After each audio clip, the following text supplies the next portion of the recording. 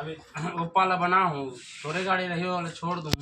clutch pedal कर पाँचे खाना खा बैठूँ, खाना खा बैठे मतलब 1 घंटा 1.5 घंटा फुर्सत कर दे भाई, कभी से नहीं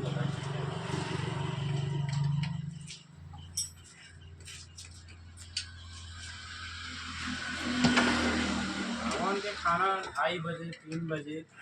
2 बजे जिस दिन काम नहीं रहते 2 बजे के पास तभी